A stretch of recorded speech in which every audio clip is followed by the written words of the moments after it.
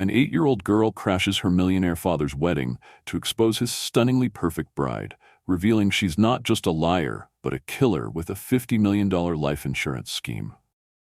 What follows is a jaw-dropping fight for truth, survival, and the unbreakable bond between a father and daughter. You won't believe how it ends.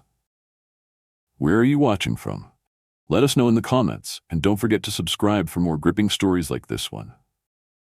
I was 8 the day everything changed. Up until then, my life with Dad had fallen into a quiet, predictable rhythm. After Mom passed, we clung to each other like driftwood in a storm, floating through days that felt mostly gray, mostly soft, and mostly the same. Dad had stopped laughing. I had stopped asking why. We didn't talk about the empty seat at the breakfast table or the silence in the music room where Mom used to play piano after dinner. We just carried on, like ghosts in our own home. But that morning, sunlight streamed through the tall windows of our old Victorian house on Beacon Hill, casting golden stripes across the polished wood floors. Dust motes danced in the beams. I was sitting cross-legged on my bedroom carpet, rearranging my shell collection, the one Mom and I had gathered on our last trip to Cape Cod. Each shell had a story, a memory. I could still hear her voice in my head. That one looks like a tiny tornado, Ellie. Keep it. It's rare. Ellie? Dad's voice floated up the staircase. Can you come down a minute, sweetheart? I have something to tell you. Something about the tone made my fingers freeze over the pink conch shell. He sounded excited. Nervous, maybe? Not the usual Dad who rarely raised his voice above a gentle hum since Mom died. I gently placed the shell back in its little velvet-lined box and stood up, smoothing my shirt as I padded down the stairs. He was waiting in the living room, pacing back and forth in front of the fireplace. The afternoon light made the fine lines around his eyes seem deeper, but his smile, when he saw me, was brighter than I'd seen in months, maybe years. "There's my girl," he said, pulling me into a quick hug. He smelled like cedar and aftershave, like always. But there was something else too, something lighter. Hope? "Is everything okay?" I asked cautiously, scanning his face. His eyes were sparkling. That was new. "More than okay. Ellie, I have some good news. Great news, actually." He motioned for me to sit beside him on the couch, and I did, already bracing myself. I had a strange feeling. Not dread, exactly. Just something cold curling in my stomach, like fog rolling in off the harbor. "You remember Bianca, right? The woman I've been seeing for a few months?" I nodded slowly. Of course I remembered Bianca Lane. She was tall, always dressed like she stepped out of a magazine, and smiled with the kind of teeth that looked too white to be real. She had this way of looking at you that made your skin feel tight, like your clothes were wrinkled in her eyes. Still, she was always polite. Just not warm. Not to me. "Well," Dad said, taking a deep breath, "I've asked her to marry me." Silence. My hands curled into the couch cushions. "She said yes," he added quickly, like maybe that would soften the blow. "Isn't that amazing? We're going to be a family again." I tried to make my face move into something like a smile, but it wouldn't listen. "You're getting married?" I managed to ask, my voice barely above a whisper. "In 3 months. I know it sounds fast, but when you know, you know. And Ellie, I know she's the one." I looked down at the rug beneath my shoes, tracing the edge of a woven blue flower with my toe. My throat felt tight. I wanted to be happy for him. I really did. He looked so alive, so full of light I hadn't seen since Mom's last hospital stay. But something inside me, something deep, instinctive, curled up and whispered, "No. She's excited to be your stepmom," he continued, reaching for my hand. "She already has ideas for your room, redecorating, maybe painting it lilac, and she thinks you two could do cooking classes together. Wouldn't that be fun?" I gave him the best fake smile I could muster. "Sure." His smile widened, but I saw something flicker in his expression. Doubt? Hesitation? It passed quickly. "You'll love her in time, I promise," he said, squeezing my hand. "She brings something back into this house, Ellie. Light, energy. Don't you want that for us?" I didn't answer right away. My eyes wandered to the piano by the window, still covered with a white lace runner, dust gathering where music used to live. A photo of Mom rested on top, her laughing in the sun, hair wind-blown, eyes crinkled in pure joy. Her absence had shaped our days, but her memory had kept them whole. Now it felt like someone was rewriting our story in permanent ink. "Yeah," I said finally. I want you to be happy, Dad. He pulled me into a hug, tight and warm, and for a second I let myself believe everything might be okay. That maybe I was just being silly. That Bianca was just new. But as I looked over his shoulder at the photo of Mom on the piano, her eyes locked with mine like a silent warning. I couldn't shake the feeling that something was coming, something big. And I was right. It started with the bracelet. A week after the announcement, Bianca invited us to a small dinner at the house. Just close family, she'd said, all bright eyes and perfect posture. That day, the staff was everywhere. Florists clipping stems, caterers carrying silver trays, someone even power washing the front steps like the Pope was coming. The house, usually warm and quiet, buzzed with noise that didn't feel like home anymore. I stood at the top of the staircase, watching the blur of adult activity below, when Dad waved me down. "Come on, Ellie," he called. "Bianca has something special for you." I hesitated. Her voice had always reminded me of sugared tea, sweet on the surface, but sharp underneath if you let it sit too long. Still, I came down. Dad looked so hopeful, and his optimism felt like a balloon I didn't want to be the one to pop. Bianca turned to face me as I reached the bottom step. She wore a pale blue dress that looked like it had never known a wrinkle. Her smile bloomed instantly, but it didn't reach her eyes. Not really. "Ellie, darling," she said, stepping forward with a small velvet box in her hand. "I thought we could begin our journey together with something meaningful." She opened the box. Inside was a delicate silver bracelet, thin as a whisper and lined with tiny sapphires. "May I?" she asked, already reaching for my wrist. I nodded, letting her fasten it on me. It felt cold, foreign, like a chain more than a gift. "It's beautiful," I said, because I was supposed to. She smiled again, her fingers brushing a strand of hair behind my ear. "We're going to be such good friends." I said nothing. The rest of the evening blurred into polite conversation, toasts, and too many compliments. Bianca was magnetic. She knew everyone's name, everyone's favorite flower, and how to angle her head so her diamond earrings caught the light just so. She complimented Uncle Ray on his new law office, shared gardening tips with Grandma Ruth, and somehow managed to laugh at all the right moments. But when she thought no one was looking, when her back was to the room and her reflection caught in a hallway mirror, I saw something else. A flash in her eyes, a flicker of calculation. Later that night, after the guests had gone and the dishwasher hummed in the background, I passed her in the hallway. "Good night," I said politely. She paused. "Ellie," she said softly, "this is an important time for your father and me. I'm counting on you to help make a good impression." Something about the way she said it, how close she stood, how her eyes didn't quite blink when they should, it sent a chill down my spine. Her smile stayed, but her eyes were sharp, as if daring me to cause trouble. I nodded and walked away. The next day at school, I kept replaying the moment in my head. I couldn't tell if I was being overly sensitive or if I'd seen something real. That night, I decided to talk to someone. Not Dad. He was unreachable now, floating in this cloud of love and tuxedo fittings and seating charts. I wrote everything down in a spiral notebook and hid it beneath my mattress, just in case. A few days later, I was in the front yard waiting for Bianca to pick me up from school when I saw her in a black car across the street. Not her red convertible. This was a sleek, unfamiliar vehicle. She wasn't alone. A man sat beside her, leaning close, too close. I ducked behind a bush and watched as she laughed, then leaned in and kissed him. Not a friendly cheek kiss, a real kiss, slow, intimate. My stomach dropped. My hands shook as I pulled out my phone and snapped a picture, though the window glare made it blurry. 10 minutes later, Bianca pulled up to the curb in her usual car. "Sorry I'm late," she said with a breezy smile. "Traffic was insane." I climbed in, clutching my backpack like a life raft. She chattered about wedding invitations. I stared out the window. That night, I tried to show Dad the photo, but he was too tired.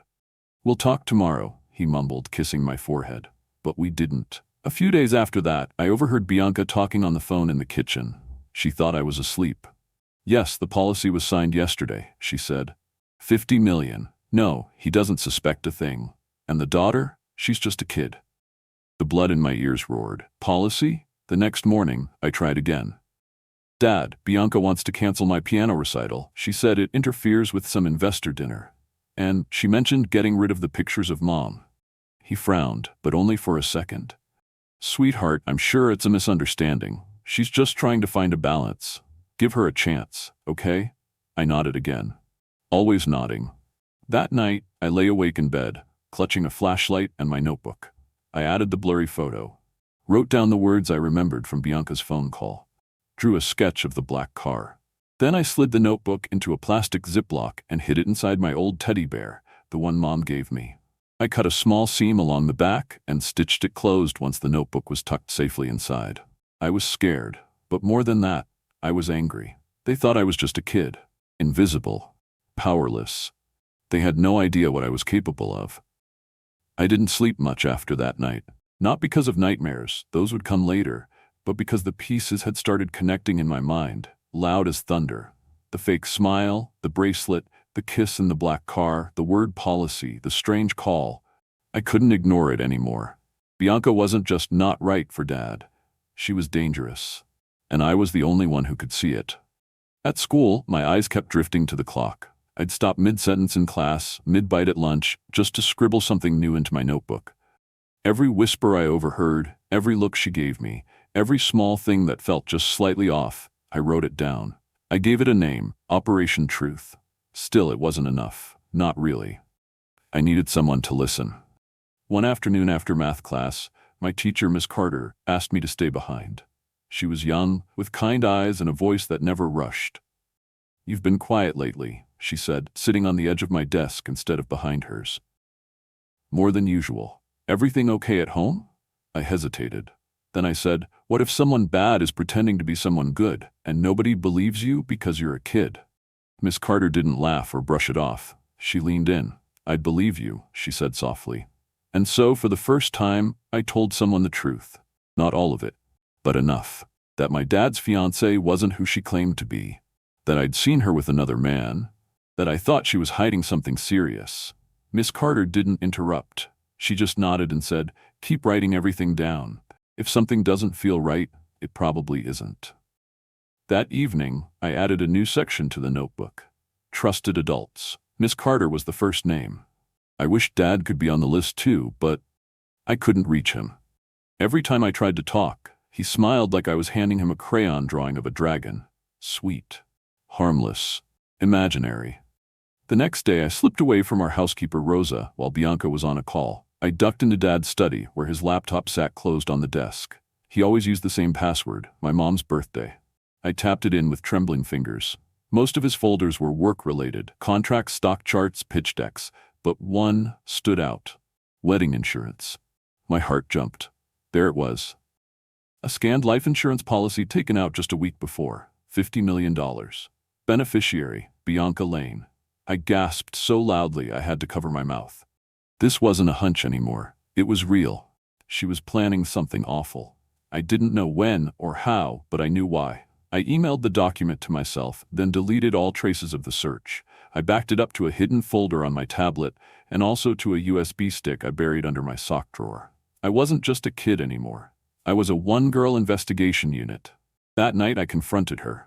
We were eating dinner, just the two of us. Bianca had made some kind of quinoa salad that tasted like paper. She talked the whole time. About linen colors, about a celebrity hairstylist, about how delicate I looked in pale yellow. And then I said it. "I saw you in the black car."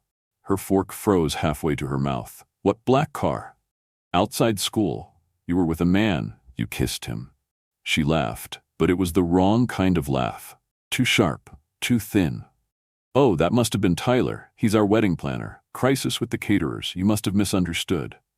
I said nothing, just watched the flicker in her eyes. The small, almost invisible twitch of panic. Later that night, she knocked on my bedroom door. "You're playing a dangerous game, Ellie." My stomach dropped. "Excuse me?" She stepped inside without waiting for an invitation, her arms crossed. "You're a clever girl, I'll give you that. But adults don't appreciate children who lie. You keep this up, and people will start to say you're troubled, maybe even need special help." Her tone was silky, her words pure poison. "I'm not lying." She moved closer, kneeling so we were eye to eye. "You think your dad will believe you over me? A child over the woman who brought him back to life? Who helped him crawl out of his grief? He loves me now, Ellie. You're just a piece of the past he's trying to let go. Her smile was gone. What stared back at me was cold and bare. Then she stood, straightened her shirt, and walked out without another word. I didn't cry, not yet.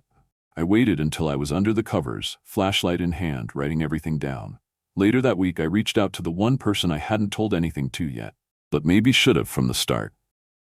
My Aunt Ray, Dad's sister. A tough-as-nails woman with a dry wit and a fierce sense of loyalty. She'd never liked Bianca, called her syrupy at Thanksgiving. I wasn't allowed to laugh, but I did.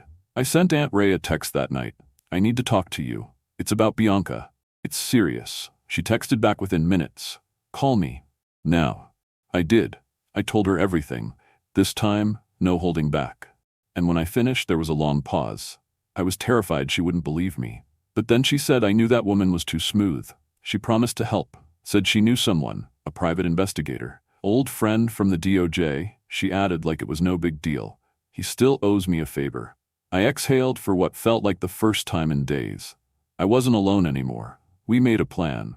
Aunt Ray would start digging into Bianca's past. I'd keep pretending, smiling when Bianca looked, nodding when Dad asked, waiting, because the truth was coming. And this time, I'd make sure it screamed. Aunt Ray didn't waste time. By the next afternoon, she had already called in her favor. The man's name was Calloway, gray-haired, ex-DOJ, wore suspenders, and didn't say more than necessary. I don't take cases lightly, he said over the phone, his voice like gravel. But if a kid says someone's dangerous, I listen. 3 days later, he flew into Boston and met with Aunt Ray at a coffee shop downtown. I wasn't there, but she told me what he said afterward. Something about that woman stinks. He'd start digging. Travel records, name changes, old court filings. Anything that might tell us who Bianca really was. While he worked from the shadows, I kept doing what I did best, watching. Bianca had grown bolder. With the wedding just 2 weeks away, she was in full control mode. She made caterers cry. She dismissed Rosa like she was invisible. She had accidents with family heirlooms and replaced Mom's old photographs with abstract art she claimed better matched the decor. When I asked what happened to the photo of Mom at Cape Cod, the one I kept on the hallway table, Bianca just said, "It looked a bit weathered." She meant it didn't fit her fantasy. At night, I heard her talking to someone on the phone. I started keeping my bedroom door cracked open just enough to listen. Her voice would change when she was talking to this person. Low, sharp, impatient. I heard the name Tyler more than once. Then one night, while Dad was on a business trip in Chicago, I heard something that made my hands go cold. "We wait until the policy clears," Bianca said. 6 months minimum. And then we do it clean. Simple. The Grieving Widow Act, he won't see it coming. I dropped the glass of water in my hand. It shattered on the floor, loud and bright. The conversation stopped immediately. "What was that?" a man's voice asked. "Tyler," I guessed. "Upstairs," Bianca replied. Then louder, "Ellie, sweetheart, are you okay?" I ran back to my bed and dove under the covers, pretending to sleep as fast as I could. My heart thundered in my chest. A moment later, the door creaked open. I felt her eyes on me. "I know you're awake," she whispered. Her voice was low, like silk over a blade. "What did you hear?" I didn't move, didn't breathe. She sat on the edge of my bed, and for a second I thought she might lean in and smother me with a pillow. "You're a smart girl," she murmured. "But you're pushing into things that don't concern you. Do you know what happens to little girls who get too curious?" I didn't answer. I couldn't. Her hand slid across the blanket and squeezed my wrist. Not enough to bruise, but enough to warn. "Sleep tight, Ellie," she said. "And maybe, for your safety, we should start locking your door at night." The next morning I was done being scared. I faked being sick to stay home from school. Bianca had a full day of wedding errands, which gave me the perfect window. As soon as her car rolled down the driveway, I got to work. I started in the guest room she used as her home office. The door was locked, but I had learned from watching Rosa that the old brass skeleton key from the library cabinet worked on almost any room in the house. Inside, the room was pristine, too pristine. No clutter, no loose receipts, no half-written sticky notes. But then I opened the closet, and there it was, a small safe tucked beneath a stack of cashmere sweaters. I didn't know the code, but nearby, I saw her tablet charging on the desk. To my surprise, it wasn't password protected. Maybe Bianca never imagined a kid could outsmart her. I scrolled through the apps, opened her email, and there it was, a folder labeled Insurance. I clicked. My breath caught. A scanned PDF, life insurance policy. Nathaniel Marsh, beneficiary Bianca Lane, value $50,000, signed, filed, active. Just like she said on the phone. I took a picture. Then another. Then I emailed them to the backup email I'd made under a fake name, just in case something ever happened to me. Then I deleted all traces of my activity and put everything back exactly as I found it. I had proof now. Real proof. Still, I wasn't done. I moved next to the master bedroom. In Bianca's vanity, I found something small but explosive. A flash drive hidden beneath a false bottom in her jewelry box. I plugged it into Dad's old laptop while the house was quiet. Photos. Dozens of them. Bianca, only not as Bianca. Different hair colors, different cities, different names. In every photo, she was with the same man. Tyler. Not her brother, not her wedding planner. Her partner. Her real partner. Smiling in Italy, holding hands in Florida, dancing at a gala in Paris. And next to each image, date stamps that overlapped with the deaths of wealthy men. I couldn't believe it. She'd done this before, at least twice, and gotten away with it. I added the photos to my secret folder and backed them up in 3 places. Then I found something else, something even more damning. A small black notebook hidden between mattress slats. Inside were pages of writing, names, dollar amounts, timelines. In the center of one page, circled 3 times in red ink, Nathan Marsh, 50M, July accident. My knees buckled. I took photos of every page, every word. I was almost done when I heard the unmistakable sound of the front door opening. She was home, early. I froze. I frantically placed everything back and rushed toward my room. As I rounded the corner, I ran straight into her. "Ellie," she said, her voice too smooth. "I thought you were resting." I clutched my tablet tight. I got up to find tissues. Her eyes fell to my tablet. "What's that?" "Just my games." Her hand moved toward me. "Let me see." Just then, Rosa appeared at the top of the stairs. "Miss Bianca? The florist has arrived." Bianca blinked, then smiled. "We'll continue this later, sweetheart." I bolted for my room, locked the door, and began uploading everything. The insurance policy, the photos, the notebook scans. I sent it all to Aunt Ray, and to Miss Carter, and to the cloud. By the time Bianca came back to check on me, the evidence was already far away from my hands, and safe. That night, I sat on my bed, watching my stuffed bear in the corner, knowing it still held the original backup hidden in its stitching. I didn't know when the next move would be. But I was ready. The wedding was 17 days away. The invitations were out, the flowers were chosen, and the dress, some kind of ivory masterpiece that made Bianca look like a floating ghost, had been delivered in a garment bag that hung like a threat in the upstairs hallway. Everyone said it was going to be the event of the season. The Bennetts were back. The Marsh estate, Boston's old money fortress, was coming alive again. But inside those stone walls, something darker was blooming. And I knew time was running out. Bianca didn't know what I'd found yet. Or at least, she didn't know how much. But I could tell she was watching me more carefully. The pressure in her smile was tighter now. The silences between her compliments longer. I'd walk into a room and feel the weight of her gaze behind me. I stopped leaving my tablet unattended. I kept the bear, the one Mom gave me, tucked behind my pillow when I slept and zipped in my backpack when I left the house. Every night, I checked the hidden file folders 3 times. Every morning, I stared at Dad, wondering how he could sit across from her at breakfast and not feel it. The lie, the plan, the danger. But he didn't. He just looked happy, lighter, like a man surfacing from grief and finding air again.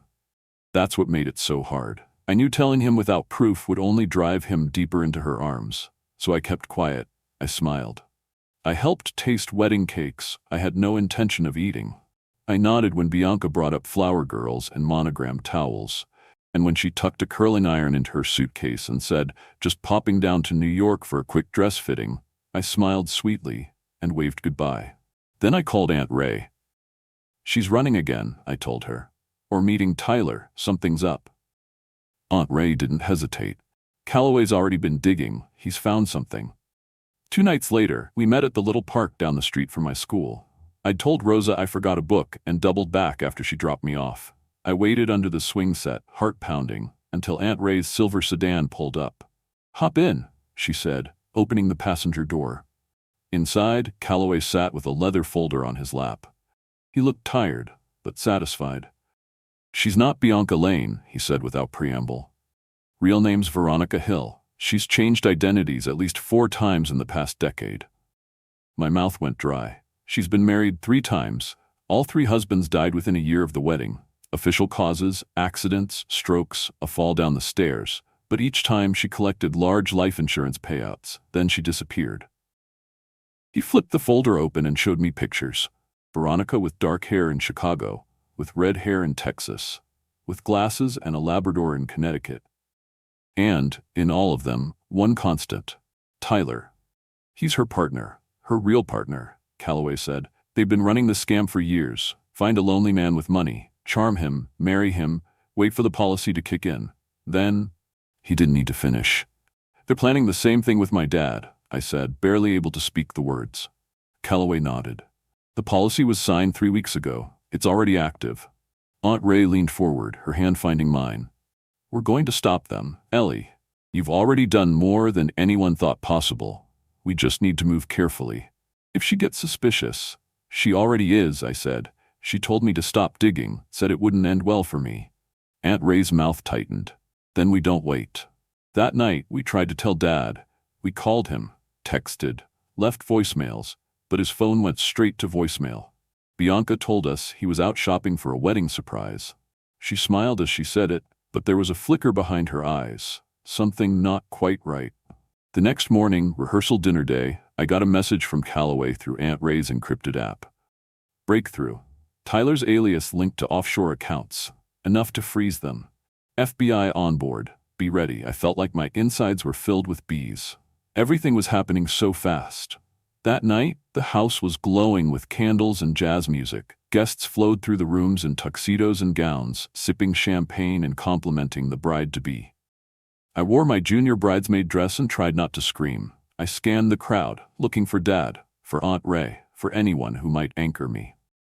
And then I saw her, Bianca, standing near the staircase in white silk, hair pinned like a sculpture, eyes scanning the room like a general surveying a battlefield. When she caught me looking, she smiled. A slow, razor-thin smile that made the hairs on my arms stand up. Later that night, after pretending to eat dinner and making small talk with a man who owned racehorses, I slipped outside to the rose garden, Mom's rose garden, the one Bianca had redesigned.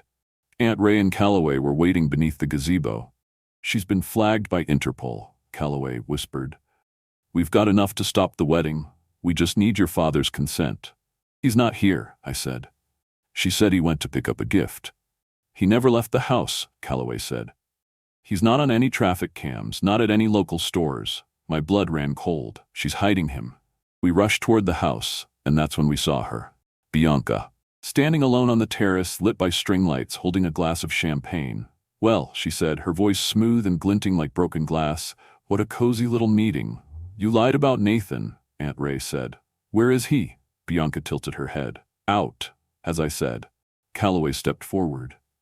"Vanessa Hill, a.k.a. Veronica Hill, you're under investigation for insurance fraud, identity theft, and conspiracy." Bianca didn't flinch. What a dramatic accusation, especially from a little girl and her conspiracy club. She glanced at me. "You just couldn't leave it alone, could you?" "You were going to kill him," I said. She laughed. "You really think anyone will believe that?" Calloway pulled out a warrant. "We'll see what the police believe." For the first time, her mask slipped. Just a flicker, but I saw it. Pure rage, white-hot and wild, flashed through her like lightning. She turned on her heel and walked briskly inside. "She's running," Calloway muttered. "She'll go for Tyler. We need to find your dad. Now." We scattered. Aunt Ray ran to alert the officer waiting in the car. I sprinted up the stairs 2 at a time, heart jackhammering. If she had him, if she'd heard him. Then I heard it. A sound, muffled, from the guest house. I bolted outside, heart in my throat, and flung open the door. There he was, Dad, tied to a chair, dazed but alive. "Ellie?" His voice cracked. "What's happening?" "No time," I said, rushing to untie the ropes. "You have to come now. She's trying to leave. You have to see this." We stumbled back into the house just as police flooded the foyer. Bianca, in her heels and pearls, was already pushing through the side door. But this time, she didn't make it. She turned and saw us, me and Dad, standing together. And she knew. It was over. St. Paul's Cathedral shimmered in the morning light, its grand marble steps draped in cascading white roses and satin ribbon. Inside, the air was cool and scented with peonies, the pews already filling with Boston's most polished socialites. They whispered behind manicured hands about how lucky Nathan Marsh was to have found love again after such loss, about how radiant Bianca Lane looked in every tabloid, about how perfect this day was shaping up to be. But perfect was a lie, and I was the only one who knew it. I stood in a small side room in my junior bridesmaid dress, twisting my fingers in my lap, the skirt scratchy against my legs. Bianca's voice echoed somewhere down the hall, barking orders at the bridesmaids like she was directing a film. I kept looking at the door, waiting, hoping, for Aunt Ray or Calloway to burst in with the FBI, or a squad of police, or even just a firm, "Stop the wedding." But no one came. Mrs. Carter, my teacher, had come early and now stood beside me, adjusting the floral crown in my hair with trembling hands. "Have you seen Aunt Ray?" I asked her in a whisper. She nodded, her face tight. "She's in the vestibule, with a detective. They're waiting for your father." Hope flickered in my chest.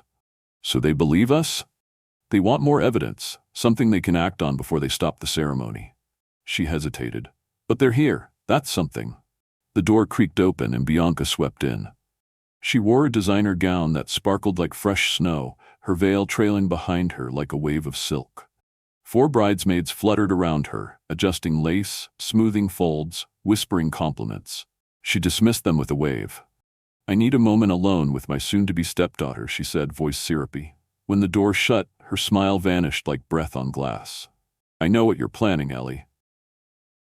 I swallowed, but kept my back straight. "We know the truth about you and Tyler." She leaned in, her eyes hard and bright. "Your father won't believe you without proof, and you don't have it." My mouth opened, but she cut me off. "Any evidence you collected mysteriously disappeared from your tablet last night while you were asleep." Her tone was light, but her words sliced like knives. "You should be more careful where you leave things, especially in a house with so many accidents." My heart sank. I had left the tablet on the charger. My backups. Maybe she'd wiped everything. She must have searched my room while I slept. She turned to the mirror, adjusting her veil like nothing had happened. "Creating a scene will only humiliate your father. Is that what you want? To embarrass him in front of everyone who matters?" Before I could answer, a knock came. 5 minutes, the wedding planner called. Bianca turned, smiling again like she hadn't just threatened me. "Let's go, sweetheart. It's showtime." She glided down the hall like a queen, while I followed like a prisoner. Inside the cathedral, music swelled. The guests turned, all eyes on the aisle. I scanned the crowd and spotted Aunt Ray in the back, standing beside a tall man in a navy suit, Detective Monroe. Aunt Ray gave me a small, subtle nod, but her face was grim. I took my place near the altar. Dad stood at the front, looking like a movie star in his tuxedo, his hair neatly combed, his eyes soft with excitement. He didn't see the danger. Not yet. Then Bianca appeared at the back, arm linked with her so-called uncle, who I now suspected was another player in her long con. The organ thundered, everyone rose. I looked around. No one was stopping it, no FBI, no police. Just cameras, flashbulbs, music. The priest welcomed the guests, speaking about love and hope and unity. But the words washed over me like static. I stared at Bianca, at the way she kept glancing toward the exit. At Tyler, dressed as a photographer near the side door, lens aimed but eyes scanning the crowd. And then came the moment. "If anyone here knows of any reason why these two should not be joined in holy matrimony," the priest said, "speak now or forever hold your peace." Time slowed. My heart thundered in my ears. The detective didn't move. Aunt Ray's hand hovered in the air, uncertain. No one was going to stop it. So I did. "Stop!" Gasps rippled through the cathedral. Heads turned. I stepped forward, my voice shaking but rising with every word. "You can't marry her, Dad. She's not who you think she is." Dad's smile vanished. "Ellie, what are you doing? She's lying to you. Her name isn't Bianca Lane. It's Veronica Hill. She's planning to hurt you, to kill you, for your life insurance." The murmurs turned to chaos. Bianca froze mid-smile, her face going pale, but she recovered quickly, placing a hand on Dad's arm. "She's confused," she said smoothly. "Wedding nerves." I'm not confused, I shouted. She and Tyler, he's the photographer, have done this before. Married men, taken out policies, killed them. Aunt Ray stepped into the aisle. It's true, Nathan. We've been investigating her. Please, just give us 5 minutes. Dad stared at us like we'd cracked open his entire world. This is insane, Bianca said, her voice breaking. You're humiliating me. Nathan, please stop this. Check my teddy bear, I blurted out. The one Mom gave me. I hid copies of everything inside. Her real name, the photos, the policy, the notebook. Bianca's eyes widened. The detective finally moved, flashing a badge. Mr. Marsh, I need you to come with me. No, Bianca cried. You can't. Get the bear, Dad said to the wedding planner. Within minutes, the planner returned with the worn, stuffed bear. Dad unzipped the seam I'd stitched myself and pulled out a sealed envelope. He opened it. Inside were printed photos, handwritten pages, a copy of the policy, pictures of Bianca with Tyler in Rome, in Texas, in Maine. He turned slowly to face her. Victoria, he whispered, is this true? Her face crumbled for a single breath. Then she lunged. You stupid child, she screamed, reaching for me. But Detective Monroe stepped between us, cuffing her before she could reach the altar. Veronica Hill, you are under arrest. She thrashed, screaming that it wasn't over, that we'd ruined her life. But the guests had already scattered.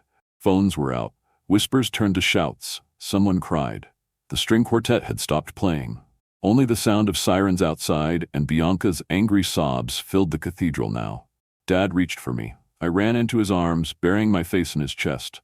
I'm sorry, I whispered. I had to. You saved my life, he said, voice cracking. And for the first time in years, I knew we were going to be okay. The Bennett mansion was unnaturally quiet that evening, as if the entire house was holding its breath. Police tape stretched across the entryway, fluttering slightly in the early spring breeze. The grand foyer that had, just hours before, been filled with guests and laughter was now dim, somber, and eerily still.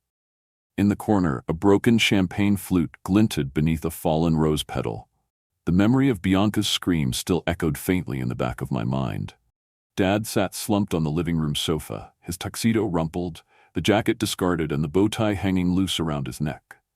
He stared at the floor, unmoving. I stood in the doorway, unsure whether to speak, unsure how to start healing something so completely shattered. Aunt Ray came in from the kitchen, balancing 3 mugs of hot chocolate on a tray. Emergency cocoa, she said softly, placing them on the table in front of us.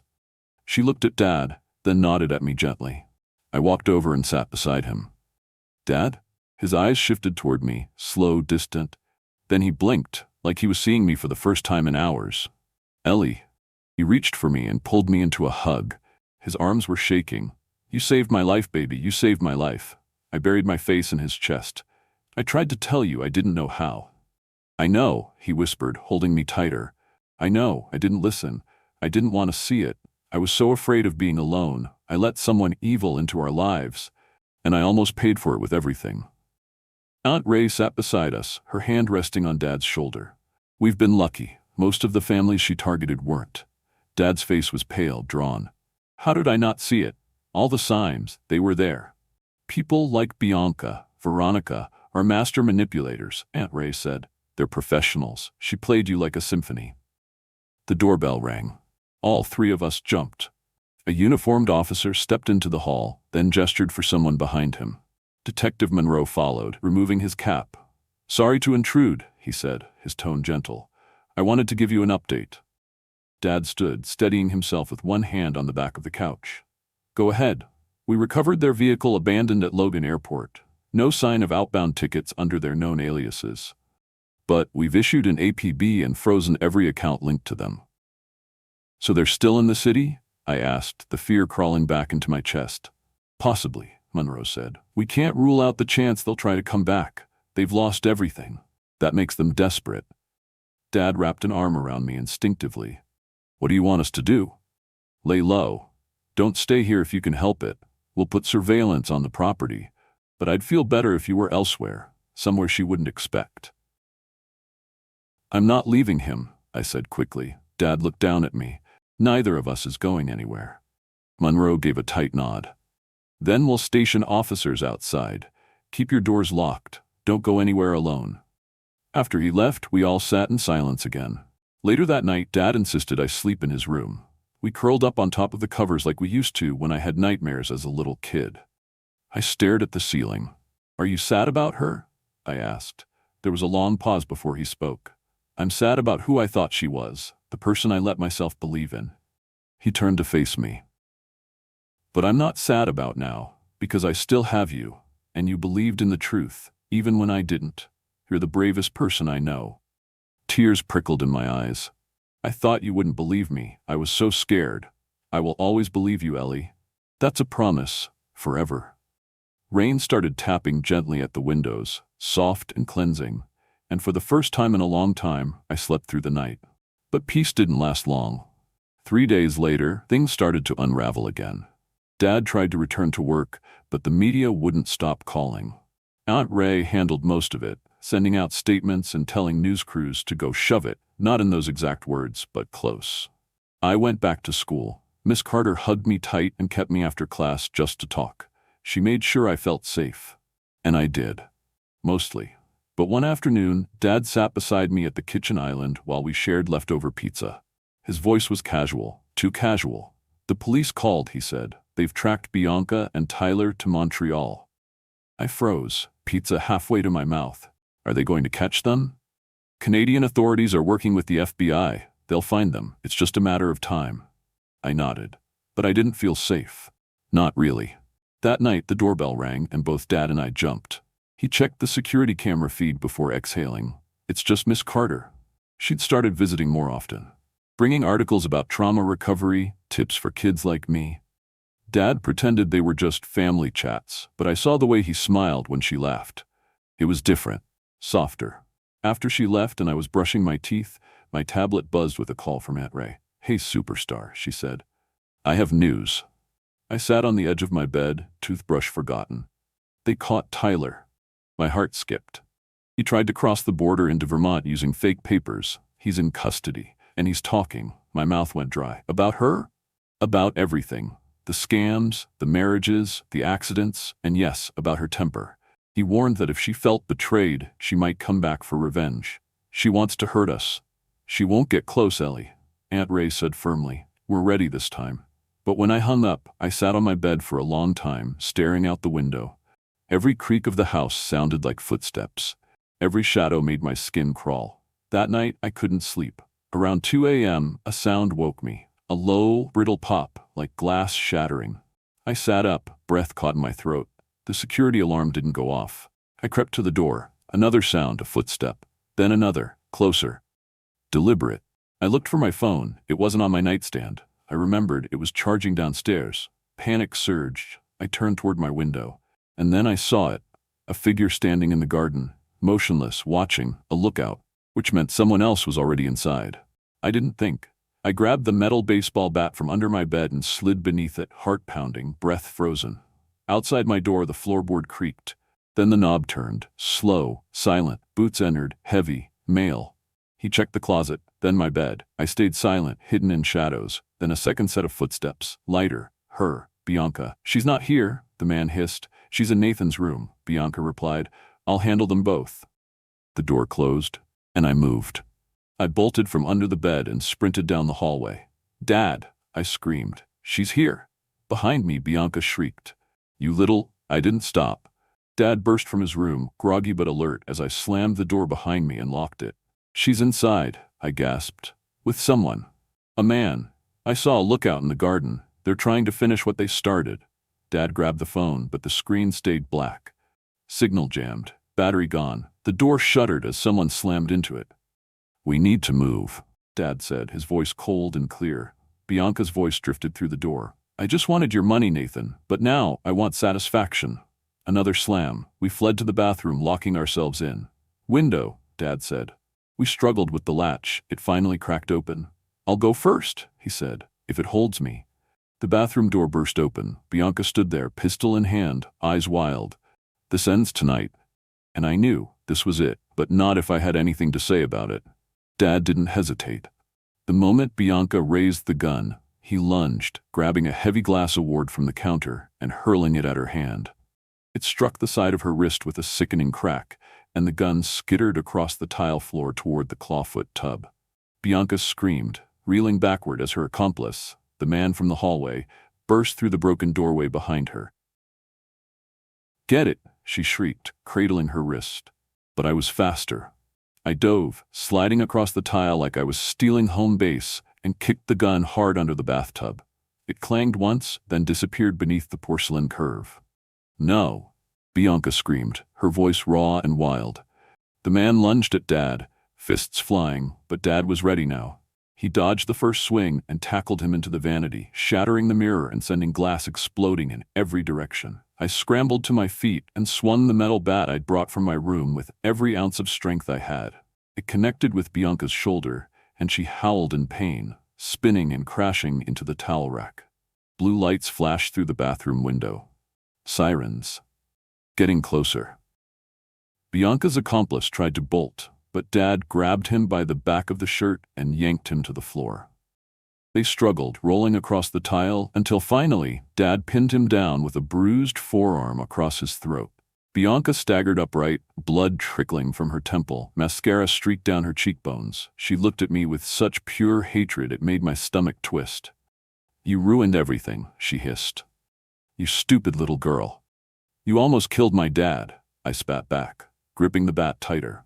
"You don't understand what I've lost," she said, her voice breaking for the first time. "Do you know how long it took to build this plan? How many years?" "I don't care," I said. "It's over." The front door crashed open downstairs. "Boston PD!" voices shouted. "Hands in the air!" Heavy boots pounded up the stairs. Within seconds, officers swarmed the hallway and burst into the bathroom. I dropped the bat and backed away, shaking. One officer handcuffed Bianca while another restrained her accomplice. Detective Monroe arrived moments later, gun drawn, but the fight was over. Bianca didn't struggle anymore. She just stared at me, her eyes empty. As the officers dragged her from the room, she turned her head one last time. "This isn't over," she said quietly. "I'll never forget what you did." I stared right back. "Neither will I." They took her away, and it was finally done. 1 year later, the mansion looked nothing like it had during those terrible weeks. The heavy drapes had been replaced with light cotton curtains that swayed with the breeze. The wallpaper in the foyer, once a brocade Bianca had insisted on, was now a soft, sunny yellow. Family photos filled the walls again. Not just of Mom, but of Dad and me, laughing on a hiking trail, cooking pancakes, even one where we'd both fallen asleep on the couch, surrounded by open books and popcorn bowls. Life didn't go back to the way it had been. It went forward. And somehow, that was even better. Today was special. Exactly 1 year since Bianca had been arrested. We called it our second chance day. Not a holiday, a reminder. Dad had insisted on planning something, but wouldn't tell me what. Now he was leading me, blindfolded, out the back door onto the terrace. "Dad?" I groaned, laughing. "Do I have to wear this thing?" "Absolutely," he said. "Tradition." He led me carefully down the garden steps. I could hear voices murmuring, a soft shuffle of shoes on grass, the faint tinkling of wind chimes. "Okay," he said, stopping behind me. 3, 2, 1. He lifted the blindfold. The garden was glowing.